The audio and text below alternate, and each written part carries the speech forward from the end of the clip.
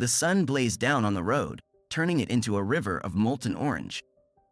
Knox and Miriam cruised towards yet another of Knox's old friend Don's legendary parties.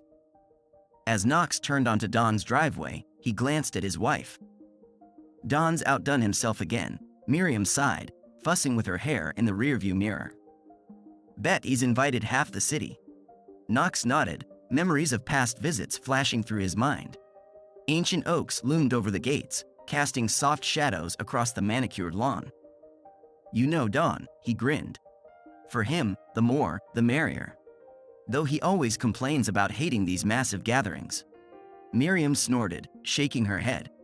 Remember last year when he tried to throw an intimate dinner for 20? Ended up with like 80 people. The couple shared a laugh, recalling that evening. In their 4 years of marriage, they hadn't missed a single one of Don's parties, each becoming an unforgettable event. By the way, you didn't forget we're staying overnight this time, right? Miriam asked. I packed our stuff in the trunk. Course I remember, Knox nodded. Don insisted. Said he's got some special breakfast planned for close friends. They pulled up to the massive wrought iron gates. Knox lowered his window and gave their names to the security guard. The gates slowly swung open, admitting them to the estate. Don's mansion was an architectural masterpiece, a 3-story Georgian-style building with pristine white columns and enormous windows. Perfectly manicured lawns stretched as far as the eye could see. A fountain in front of the main entrance sparkled in the setting sun. Knox parked in the designated area, already filled with at least 24 luxury cars. He got out and walked around to open Miriam's door. She gracefully slid out, smoothing the folds of her emerald evening gown. Ready for another night of Don's madness? Knox asked, offering his arm. With you? Always, Miriam smiled, and the couple headed towards the grand entrance. The front door opened before they could even ring the bell. Don stood there, tall, fit, in his 40s, with a neatly trimmed beard and piercing brown eyes. Knox, my man. Miriam, you gorgeous thing. He exclaimed, enveloping them both in a bear hug. So stoked you could make it. Like we had a choice, Knox grumbled good-naturedly. You'd have dragged us here kicking and screaming if we tried to bail. Don laughed, clapping Knox on the shoulder. You know me too well, old sport. Come on in, make yourselves at home. Drinks in the living room, snacks everywhere. And feel free to explore, I just had the West Wing renovated. They entered a spacious hall with marble floors and a crystal chandelier. The sounds of music and chatter drifted from deeper within the house. Don led them into the living room, a massive space with high ceilings and floor-to-ceiling windows overlooking the backyard pool. The room was packed with people, men in expensive suits, women in evening gowns. Waiters weaved through the crowd with trays laden with champagne flutes and canapes. Oh, I see Laura, Don said, nodding towards an elegant brunette by the fireplace. Gotta say hi. Have fun, you too. He disappeared into the crowd, leaving Knox and Miriam alone.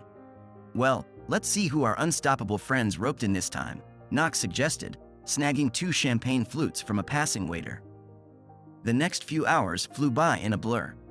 Knox and Miriam mingled with old acquaintances, forged new connections, danced, and savored the exquisite hors d'oeuvres. Knox noticed many men casting admiring glances at Miriam, feeling a surge of pride that she was his wife. As midnight approached, Knox realized he was pretty buzzed. His head spun slightly, and his tongue felt heavy in his mouth. Deciding to get some air, he stepped out onto the terrace. The cool night air cleared his head a bit. Knox took a deep breath, savoring the scent of blooming roses. Suddenly, he realized he hadn't seen Miriam in quite a while. Concerned, he headed back inside. He searched several rooms before spotting her in a far corner of the library. She was engrossed in conversation with a tall, dark-haired man Knox didn't recognize. Something about the man's posture, the way he leaned in towards Miriam, set off alarm bells in Knox's head. Knox started making his way through the crowd to reach them, but Don intercepted him, clapping him on the shoulder. Knox, there you are. Come on, I want to show you my new whiskey collection, he said, steering Knox towards the wine cellar. Knox cast one last glance at Miriam and the stranger before allowing Dawn to lead him away. She's a grown woman, he thought. Nothing terrible will happen if I leave her alone for a bit. How wrong he was. The next morning, Knox woke up with a pounding headache. Memories of the previous night were jumbled and elusive. He cracked open his eyes and looked around. He and Miriam were in one of Dawn's guest bedrooms. Miriam was still asleep, curled up on her side of the bed. Knox quietly got up, trying not to wake her, and stumbled to the bathroom. A cold shower helped clear his head a bit, but the headache persisted. Heading downstairs to the kitchen, he found Dawn already busy preparing the promised special breakfast. Morning, sunshine, Dawn smirked, handing Knox a mug of strong coffee. How are you feeling? Like death warmed over, Knox groaned, taking a sip of the scalding brew. Can't remember the last time I got this wasted. Yeah, you really went for it last night, Dawn shook his head. Towards the end, you were trying to sing karaoke. It was something else. Knox groaned, burying his face in his hands. Please tell me you didn't record that. Well, I won't lie to you, Dawn grinned. They shared a laugh, and Knox felt some of the tension ease. But something still nagged at him, a vague memory. Hey, Dawn, Knox began cautiously. You don't happen to remember who Miriam was talking to last night? Tall guy, dark hair, don't think I've seen him before. Dawn paused for a moment, stirring the eggs in the pan. Oh, you mean Jonathan? Jonathan Hawthorne, he's running for mayor. Honestly, I didn't invite him, he came with some lady.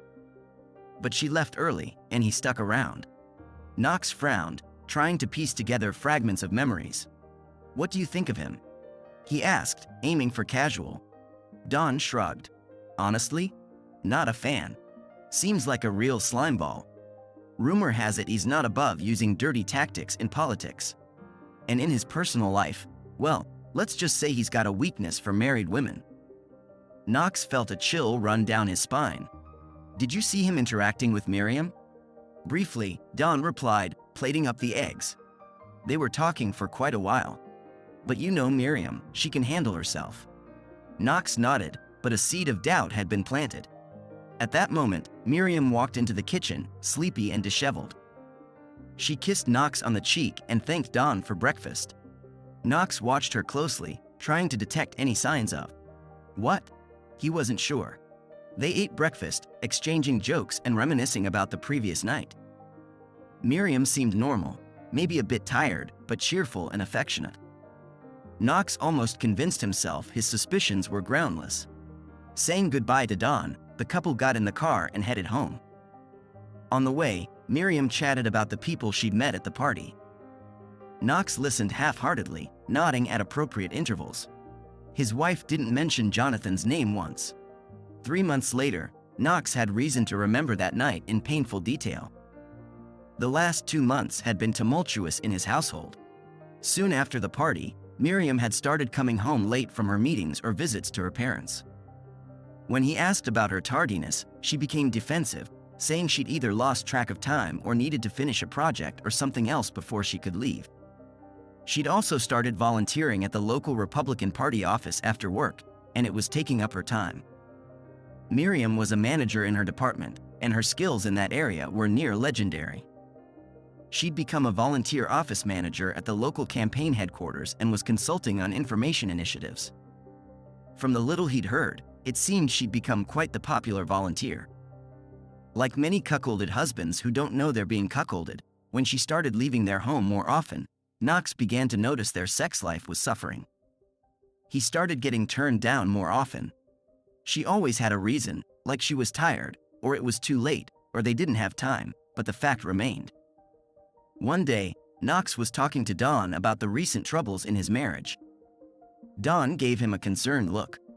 Knox, I'm starting to worry, Dawn said. I might be the reason your marriage is going south. I've been hearing for the last few weeks that Julian's found himself another married lady. Word is, he met her at a New Year's party, and we both know where he was and who he spent most of the evening with on New Year's. Supposedly, she's also a volunteer in his mayoral campaign. Knox felt dizzy, his breath catching for a moment. Don looked at him and continued speaking. "Knox, what's wrong? You've gone white as a sheet." Knox sat there, staring at Don, then said, "Miriam started volunteering for the Republican Party at their office about an hour after work and on Saturdays. She always comes home late and refuses to talk about what she's doing. It seems like every time I bring up the subject, she gets irritable. The last few nights, she's been angry if I approach her." Don leaned back in his chair and pressed his lips together for a moment, then said, "Knox, I'm going to find out what's going on. No, let's just say I intend to make him pay if he's abusing my hospitality by starting an affair with my best friend's wife. I should have made him leave when his date left, but I was too concerned about being a good host. If I've caused you trouble, my friend, I promise to make it right as best I can." Knox knew he could trust Don. They were closer than brothers. Don was smart, probably smarter than anyone Knox had ever met. They'd been in the same class in high school. Don had been the valedictorian, while Knox had barely made it into the top 10 out of 223 people. Don had gone to college for 1 year and decided it was a waste of time. He never had to study, skipped almost all his classes, but still maintained a 4.0 GPA. Eventually, he just took a couple of finance courses and then started studying everything there was to know about investments and finance on his own. Of course, the reason he needed to study business and finance was that in his freshman year of college, he'd inherited just over $70,000 when his grandparents died. Unlike most young people who get money, he didn't blow it. He bought a used pickup truck and invested the rest in the stock market. He bought his first 2 stocks on the advice of a broker. Of course, they were duds, and the only ones who made money on them were the broker and the brokerage firm. This pissed Don off to no end, and he started learning. He watched CNBC, read, and researched. He decided to open an account with a discount brokerage firm. He transferred all of his inheritance to that account and started investing on his own. From the very first trade Don made on his own, he started making money, far more than with the so-called experts. Of course, it didn't hurt that he started investing in the late 1980s during the tech boom and internet boom. He bought and sold a lot of momentum stocks. No, he didn't day trade, but he managed to grow his capital exponentially. Knox had graduated from college and worked as a restaurant chain salesman for 4 years. He didn't like the travel, and he'd gotten serious about Miriam, so he became a stockbroker. He managed a small portion of Don's millions. Don had entrusted him with managing some of his investments when Knox was just starting in the business. Knox suspected Don was doing it to help him out and felt uncomfortable about it. He knew Don didn't need his advice in management of part of his portfolio and felt it was a kind of charity. But Don had convinced him he needed him. His reasoning was twofold. First, he wanted some of his investments in different brokerage houses for safety. Second, he felt someone in the business might learn about good deals or bad information on some of his companies before he would. No, neither of them ever for a second considered anything that might be construed as insider trading. But still, Knox did occasionally come up with pearls of wisdom to share with him. They both prospered. Don sent many of his friends or acquaintances to Knox if they wanted to use a full-service broker. And Knox made money doing trades for them. On Friday night after Knox's conversation with Don, they were supposed to go to a political gathering with Don and his lady. Once again, he was treating Knox and Miriam to dinner. This time, for some reason, Miriam was even more reluctant to go with them than usual. Knox insisted she go with him, and to this day, he regrets it. Maybe the crash of their marriage would have happened as soon as Don's spies made their report. But at least Knox would have remained ignorant for a while longer. However, this dinner became the beginning of the end for them. When they arrived, Knox saw they'd come to a dinner where the current candidate for state senator was to speak. The money paid for the tickets went to the state Republican Party, though some of it was supposed to go to support local politicians. What Knox didn't know was that the guest of honor was supposed to be the candidate for mayor of their fair city. Of course, it was none other than Julian fucking Hawthorne. As they walked in, Knox saw Julian standing at the front of the room, smiling and chatting with several dignitaries. He felt Miriam stiffen slightly beside him and turned to see what was bothering her. She stood there, staring at Julian. Her face was glowing like a woman in love. That's when Knox knew for certain he'd lost his wife. "What?" he said. Knox saw Miriam jump slightly, then smile weakly. "Sorry, honey. I just didn't realize who this dinner was for." She looked so guilty that Knox doubted it was true, but he said nothing. She had to have known Julian would be here since she worked part-time at the campaign headquarters. Now he understood why she'd been so resistant when he insisted they come. Knox looked at Don and saw him watching their interaction while standing with his girlfriend Laura. Don turned and looked at Julian, then smiled and put his hand on Miriam's back. He guided her to a chair and pulled it out, helping her sit. Then he seated Laura in the chair to his left. As Knox walked past him, Don said, "Sorry, Knox. I didn't know he was one of the beneficiaries when I invited you guys." "I saw her face, buddy. I hope I'm wrong, but I've got an appointment Monday with a friend I'd like you to meet. Can we do lunch? Say, 11:30? Later that night, Knox lost sight of Miriam again and, returning from the restroom, went looking for her. He managed to get backstage. He heard moans and soft, loving voices. One of them he recognized immediately. It was Miriam's voice. Knox, on impulse, moved toward the voices. He tripped over a taut cord and made noise. He heard Miriam's voice say, "Oh, someone's coming. I need to get out of here, darling. Neither of us will be well served if we're caught now. I'll see you at the office. I love you."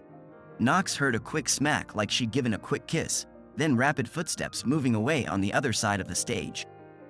He followed her, but it was too late to catch what he assumed was his cheating wife and Julian. Knox was slowly making his way back the same way when he ran into Don in the hallway. His face was like a thundercloud. He grabbed Knox and made him stop and look at him. "Damn it, Knox, I told you to leave this alone," Don said. "My people need to gather information for you before you do something stupid. If she really is cheating on you, and I believe she is, we need information, evidence, so we can properly plan and get revenge on that bastard, and so you can get the best deal in the divorce if that's what you want. The way you're trying to do this, the only thing you're going to accomplish is getting yourself crushed by the judicial system." After calming Knox down a bit, Don continued, "I saw them hurrying down another hallway. They stopped at a door to the hall, and she looked around, trying to find you. Not seeing you, she got scared and told him she thought it was you wandering around trying to catch them. Looks like she's suspicious now, and it'll be harder for you to catch him." When they returned to the table, they put on a show. They made sure Miriam and several others saw them laughing and passing a pocket flask back and forth.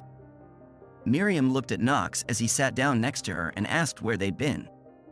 At that moment, Laura came up to Don and hugged him. She smiled at them and said, "All right, you too. Next time I catch you sneaking off to your car to drink, I'm either coming with you or turning you in to the cops. Now pour me some of that flask." They watched as Miriam relaxed a bit, then turned to Laura and asked, "Oh my God, is that what these two were doing? I was wondering where they were when I couldn't find them." Laura laughed and replied, "Oh yeah, I was trying to catch up to them to get my share before they came inside, but as you can see, they beat me to it." Later, during the dancing, when Knox was dancing with Laura, she pressed close to him, and once, when he tried to turn to look around the room behind him, Laura wouldn't let him. She gently kissed his cheek and said, "No, Knox, you don't want to look over there. Just dance with me and try to enjoy the evening. I know what you're going through right now, and believe me, it's only going to get worse. Just remember, Don and I are on your side and always will be." Knox relaxed a bit and kissed her back softly. "Thanks for the help with the conversation. I almost lost it, and Don seems to think that would be really bad. I want to tear that bastard apart so badly I don't know what to do." The rest of the week and weekend were tough for Knox. He alternated between fear and anger. Deep down, he knew Miriam had emotionally left him and that it was only a matter of time before she left him physically.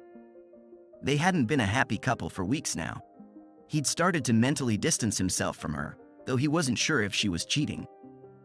If she wasn't cheating, then they had some other problem because they just weren't the loving couple they used to be.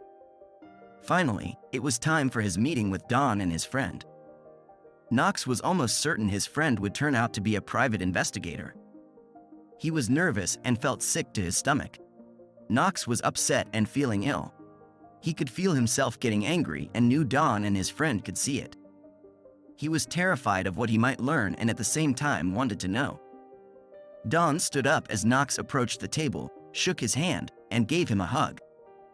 After greeting him, he introduced Knox to his friend Simon Hobbs, who turned out to be an investigator. They sat for a minute, looking at the menu to order food. The waitress bounced over and took their order, after which Don said, "Let's get the unpleasant business out of the way first, shall we?" He looked at his friend, then at Knox. The private investigator pulled a large envelope out of his briefcase. He handed it to Knox and said, "We've been following your wife and Mr. Hawthorne at Mr. Forrester's request. The surveillance lasted 20 days from the time we were hired until last Saturday evening. During that time, we found that they had lunch together daily, except for Sunday when she seemed to always stay home. Their meetings were scattered all over town but always ended up in good hotels, after which they would retire to a room rented by Mr. Hawthorne's campaign." Simon paused to let Knox absorb the information, then continued. "On 8 different occasions, we managed to get into the room by posing as room service. In all 8 instances, the bed in the room was messed up. Photos of the room and subjects are included in the report. We also made audio recordings of each encounter by placing a microphone under the room's door. And each time, the recording showed the subjects engaging in intimate activities in the room." Knox tried to keep his composure, but his hands shook slightly as he took the envelope.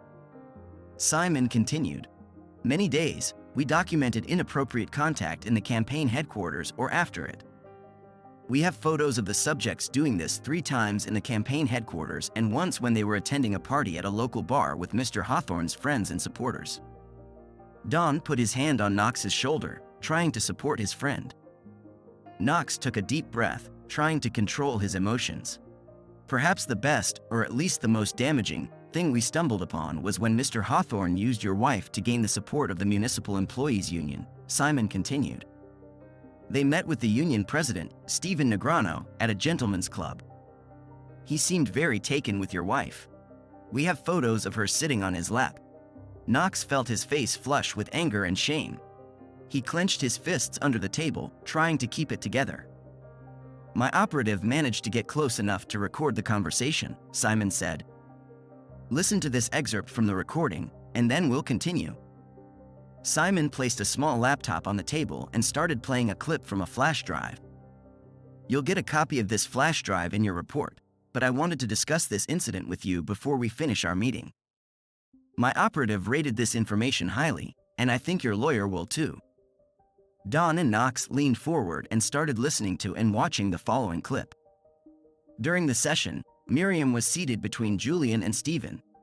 Both men were leaning over her to talk, and Julian's hands were wandering over her body. They heard Miriam ask him to stop, but he told her, "Come on, Miriam, I can feel it, and you know you like what we're doing.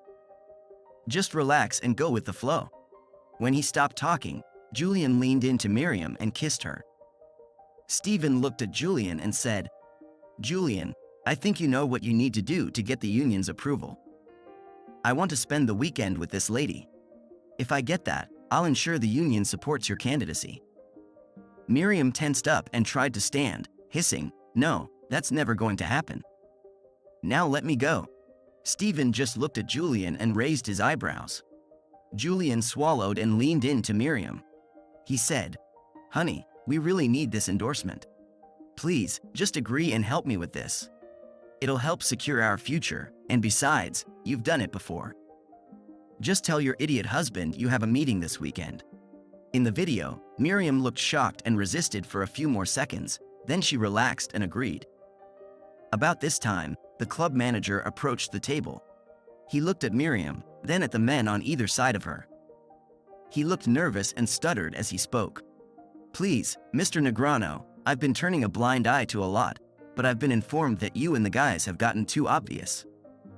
Lieutenant Jones told me the chief asked some of his detectives to come to the club and try to crack down on activities like you and the lady are doing. If they catch us at stuff like this, they'll shut me down. Could you move to one of the back rooms or a hotel? Please, sir." This business is all I have to make a living." Stephen laughed and looked at one of the large men across the table. He said, "Hey, Ralph, could you throw Joe a couple of grand for his trouble? The little lady and I are heading to the DoubleTree for the weekend. Set it up for me, okay? Arrange it as a union leadership meeting like we usually do." Knox felt his anger rising and started to stand up. He growled, "That lying bitch. She wasn't here last weekend. She called me Friday evening and said she'd been assigned an emergency damage repair for her employer and was flying out to San Francisco." Don and Simon grabbed him and sat him back down. Simon said, "Please control yourself, sir. I want to fast forward and show you one more clip, and then we'll let you read the report yourself. We have some ideas about this that I wanted to discuss with you, but I thought you might want to watch the flash drive before we discuss them."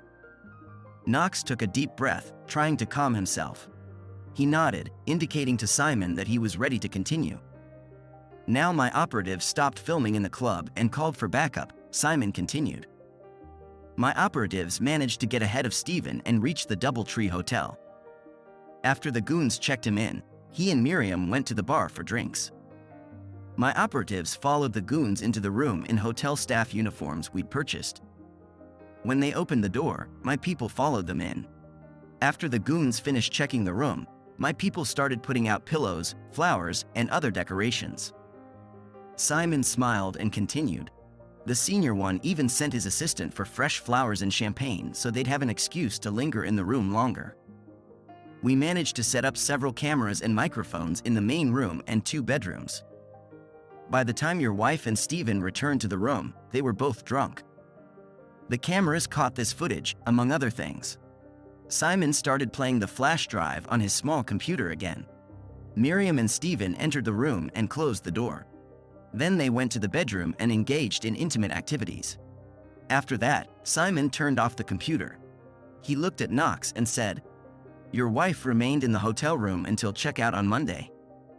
During that time, she entertained all the senior managers of the Municipal Employees Union as well as Stephen. We heard plans to use union money and union workers' salaries to support Julian in the mayoral election. Late Saturday night, Julian visited the room, and he, the director, and Stephen entertained Miriam for most of the night.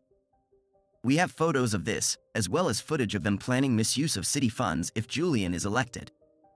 We also have photos of Senator Nussbaum and 2 judges entertaining your wife and Julian Hawthorne. The recordings show he traded her services for their support." The investigator looked at Knox for a moment before continuing. He said, "During your attempt to catch your wife and Mr. Hawthorne at the campaign dinner, they were about to do it on the stage. He was just starting to do it when she heard you and made him stop. That's when they ran from you. We have photos of what happened there. It would have been better if you hadn't interfered. Photos of the act in that place would have been very damaging. We were going to be shooting with the crowd in the background. At least you weren't caught and didn't make a scene that would have further damaged your efforts to end this on a favorable note for you." Knox sat there, stunned by everything he had just heard. His world was crumbling around him. He felt betrayed, humiliated, and enraged.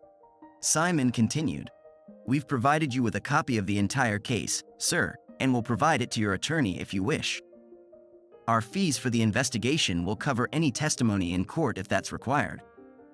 However, I would recommend continuing surveillance for possible criminal prosecution. I know the police usually handle this, but if we provide them and the FBI with documentation of misuse of funds and conspiracy, they'll take our accusations more seriously. Also, if you file for divorce and your wife ends up in jail, you'll get a better settlement." Knox took a deep breath, trying to gather his thoughts. He looked at Don, then back at Simon. "What do you suggest I do next?" he asked. Don leaned forward and said, "Knox, I think you need to see a divorce attorney immediately. We can use this information to get you a better settlement. Also, we should consider reporting this to law enforcement." Knox nodded, still trying to process all the information he had just received. He felt drained and betrayed, but also determined. "Okay," he said. "Let's do it. I want to get this over with as soon as possible." Simon handed Knox a business card. "These are the contacts for a very good divorce attorney we've worked with in the past. She specializes in complex cases like yours. As Knox took the card, he felt a mix of emotions, anger, sadness, and a strange sense of relief. Whatever happened next, at least now he knew the truth. And with Don and his team by his side, he felt ready to face whatever challenges lay ahead. 6 months had passed since the arrests. The trials of Hawthorne and his accomplices were in full swing, each day bringing new revelations of corruption and deceit. Miriam, in exchange for a lighter sentence, had agreed to testify against her former co-conspirators. Knox watched the proceedings with a strange sense of detachment. His divorce was finalized, his testimony given. Now he was trying to pick up the pieces of his life and move forward. One evening, he sat with Don in the backyard of his friend's house, watching the sunset. "So," Don said, handing Knox a beer, "have you thought about what you're going to do next?" Knox shrugged. "Honestly, I'm not sure. My job's fine, but I don't know. I feel like I need a change." Don nodded. "You know, I've always said you're too talented for that brokerage firm. Maybe it's time to start your own thing?" Knox looked at his friend in surprise. "You serious?" "Absolutely," Don said. "In fact, I've got a proposition. I've been thinking about expanding my investments, maybe setting up a small fund. I need a partner I can trust. Someone with your experience and integrity." Knox felt a surge of excitement in his chest. "You sure? After everything that's happened?" Don put a hand on his friend's shoulder. "Knox, you've been through hell and come out stronger. You've proven your integrity in a way few people ever could. There's no one I'd trust more." They discussed the idea late into the night, sketching out plans and dreaming about the future. When Knox finally drove home, he felt a new energy, a new purpose. A year had passed since the day Knox and Don had discussed the idea of a joint business venture. Much had happened in that time. Their investment firm, Ellington Forrester, had quickly gained a reputation as one of the most reliable and ethical in the city. Knox sat in his new office, looking out at the city skyline. On his desk lay the morning newspaper, its headline proclaiming, "Former mayoral candidate Hawthorne sentenced to 20 years." It was a kind of closure, a final punctuation mark on a chapter of his life he'd been so eager to close. There was a knock on the door, and Laura entered, no longer just Don's girlfriend, but their chief financial analyst. "Ready for the meeting, boss?" she asked with a smile. Knox nodded, standing up and buttoning his jacket. "More than ready. Let's show them what honest investing can do." As they walked down the corridor, Knox felt a surge of pride. His team wasn't just successful, they were changing the game, proving that you could thrive in business without compromising your values. Before entering the conference room, Knox paused for a moment. "You okay?" Laura asked, noticing his hesitation. Knox smiled, feeling a deep sense of satisfaction. "Yeah," he said. "I'm more than okay." With those words, he opened the door, ready to face a new day and new opportunities. Life had taught him that even in the darkest times, there's always hope for a better future if you stay true to yourself and your principles. As Knox entered the conference room, he was greeted by the smiling faces of clients and colleagues. He felt a sense of gratitude wash over him. Despite all the trials, he had found his place, his purpose. Don, standing by the whiteboard, winked at him. "All right, let's get started," he said, turning to the assembled group. "We've got some exciting proposals that we think you're going to love." Knox took his seat at the head of the table, feeling a surge of confidence. He glanced around the room, taking in the faces of his team and their clients. Each person represented a story, a connection, a piece of the puzzle that had brought him to this moment. "Before we dive in," Knox said, surprising himself as he stood up, "I just want to say something." The room fell silent, all eyes on him. "A year ago, I thought my life was over. I'd lost everything I thought mattered. But standing here today, I realized that was just the beginning. What we're building here, it's not just about making money. It's about integrity, trust, and doing right by people." He paused, his gaze meeting Don's. His friend nodded encouragingly. "Each of you in this room has played a part in that journey. Whether you're a client who took a chance on us, or a team member who's worked tirelessly to make our vision a reality, thank you. We're not just changing the finance game. We're proving that success and ethics can go hand in hand. Knox felt a lump in his throat but pushed on. So here's to honest investing, to second chances, and to the future we're building together. A spontaneous round of applause broke out. Knox saw Laura wiping a tear from her eye, and even Dawn looked a bit misty. As the applause died down, Knox took his seat again, feeling a weight lift from his shoulders. He'd faced his past, embraced his present, and was ready for whatever the future held. Now, he said, his voice strong and clear, let's see those proposals, Dawn. We've got a bright future to invest in. As the meeting progressed, Knox found himself fully engaged, his mind sharp and focused. The pain of the past year hadn't disappeared, but it had transformed into something else, a driving force, pushing him to be better, to do better. He caught Laura's eye across the table and saw her proud smile. In that moment, Knox realized that while he'd lost a wife, he'd gained a family, one built on trust, respect, and shared values. As Dawn wrapped up the presentation, Knox felt a sense of excitement he hadn't experienced in years. The road ahead would have its challenges, no doubt, but he was ready to face them head-on. The meeting ended on a high note, with clients eager to move forward on several proposals. As people filed out of the room, shaking hands and exchanging excited chatter, Knox remained seated, taking it all in. Dawn approached him, a knowing smile on his face. "So, partner," he said, clapping Knox on the shoulder, "ready for the next chapter?" Knox stood up, straightening his tie. He looked at Dawn, then at Laura who had joined them, and finally out the window at the city skyline. "You know what?" he said, a genuine smile spreading across his face. "I think I am."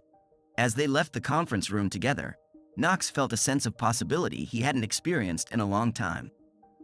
The future was uncertain, but for the first time in months, that uncertainty felt thrilling rather than terrifying. He had weathered the storm, faced his demons, and come out stronger on the other side.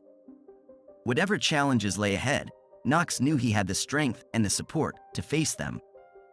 As they stepped into the elevator, Dawn turned to Knox with a mischievous grin. "You know, I was thinking, maybe it's time we expanded beyond just investments. How do you feel about real estate?" Knox laughed, shaking his head. "One step at a time, my friend. One step at a time."